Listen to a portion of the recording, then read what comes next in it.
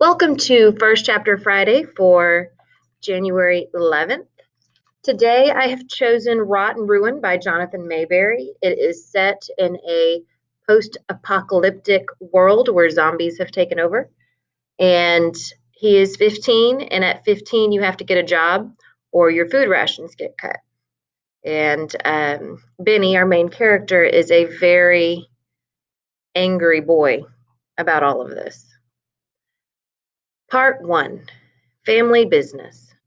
I don't know what's waiting for us when we die. Something better, something worse. I only know I'm not ready to find out yet. Charles DeLint.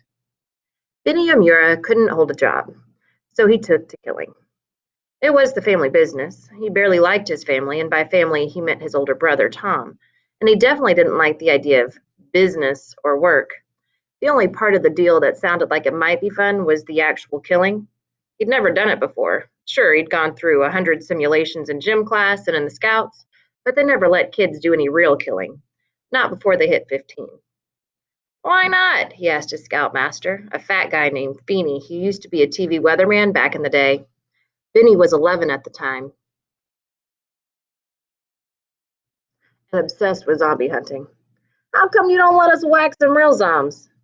Because killing's the sort of thing you should learn from your folks, said Feeney. I don't have any folks, Benny countered. My mom and dad died on first night. Ouch. Sorry, Benny, I forgot. Point is, you got family of some kind, right? I guess. I'm Mr. freaking perfect Tom Amura for a brother, and I don't want to learn anything from him. Benny had stared at him. Wow, I didn't know you were related to him. He's your brother, huh? Well, there's your answer, kid. Nobody better to teach you the art of killing than a professional killer like Tommy Mura. Beanie paused and licked his lips nervously. I guess being his brother and all, you've seen him take down a lot of zombs. No, Benny said with huge annoyance. He never lets me watch. Really? That's odd. We'll ask him when you turn 13. Benny had asked on his 13th birthday, and Tom had said no. Again, it wasn't a discussion, just no. That was more than 2 years ago, and now Benny had 6 weeks past his 15th birthday. He had 4 more weeks' grace to find a paying job before town ordinance cut his rations by half. Benny hated being in that position, and if one more person gave him the 15 and free speech, he was going to scream. He hated that as much as when people saw someone doing hard work and they said crap like, holy smokes, he's doing that like he's 15 and out of food. Like it was something to be happy about. Something to be proud of, working your butt off for the rest of your life. Benny didn't see where the fun was in that. Okay, maybe it was marginally okay because it meant only half days at school from then on, but it still sucked. His buddy Lu Chong said it was a sign of the growing cultural oppression that was driving post-apocalyptic humanity toward acceptance of a new slave state. Benny had no freaking idea what Chong meant or if there was even meaning in anything he said. But he nodded in agreement because the look on Chong's face always made it seem like he knew exactly what was what. At home, before he even finished eating his dessert, Tom said, if I want to talk to you about joining the family business, are you going to chew my head off again? Benny stared venomous death at Tom and said very clearly and distinctly, I don't want to work in the family business. I'll take that as a no then. Don't you think it's a little late now to try and get me all excited about it? I asked you a zillion times.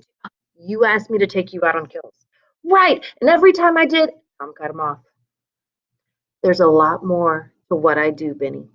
Yeah, there probably is, and maybe I would have thought the rest was something I could deal with, but you never let me see the cool stuff. There's nothing cool about killing, Tom said sharply. There is when you're talking about killing zombies, Benny fired back. That stalled the conversation. Tom stalked out of the room and banged around in the kitchen for a while, and Benny threw himself down on the couch. Tom and Benny never talked about the zombies. They had every reason to, but they never did. Benny couldn't understand it. He hated zombies. Everyone hated them, though with Benny, it was like a white, hot, consuming hatred that went back to his very first memory, because it was his first memory, a nightmare image that was there every night when he closed his eyes. It was an image that was seared into him, even though it was something he had seen as a tiny child. Dad and Mom.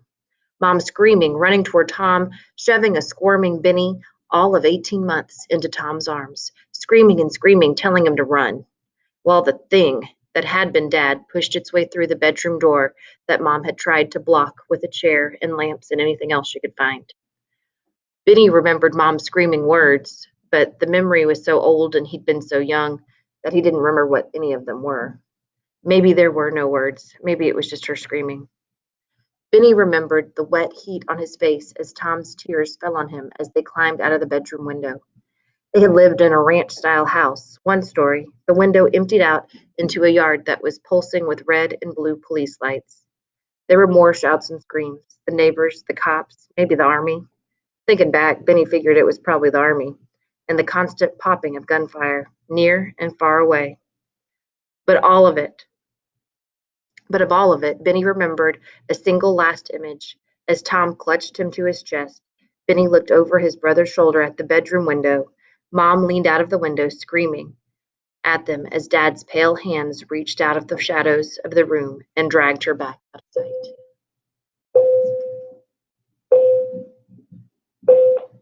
That was Benny's oldest memory. If there had been older memories, then that image had burned them away. Because he'd been so young, the whole thing was little more than a collage of pictures and noises.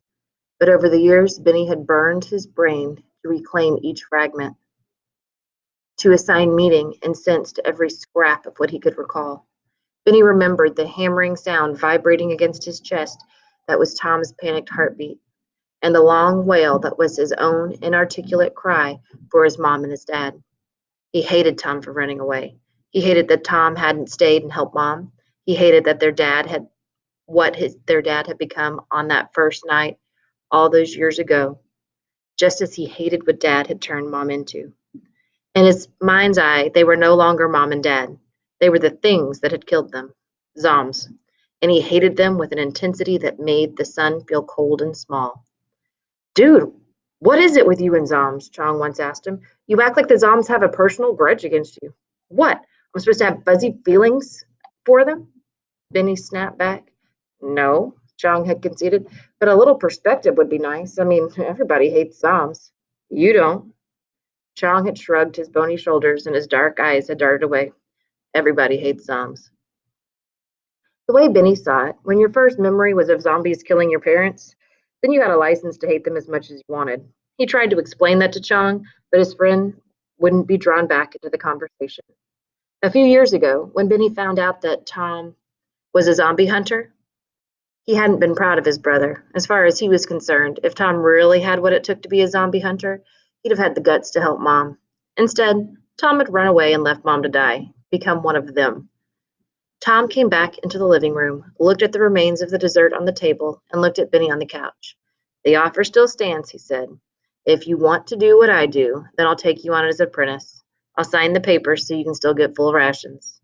Benny gave him a long, withering stare. I'd rather be eaten by Zoms than have you as my boss, Benny said. Tom sighed, turned, and trudged upstairs. After that, they didn't talk to each other for days. So that's the end of the first chapter. This was a Lone Star book several years ago, and it was very, very popular. It's a full series that I think has 5 or 6 books in it. And like I said, it was very popular. And then as that group of kids went out, the ones who came in kind of forgot about it. So I thought I might bring it to your attention. We do have the series in the library, and it should still be at your local libraries as well.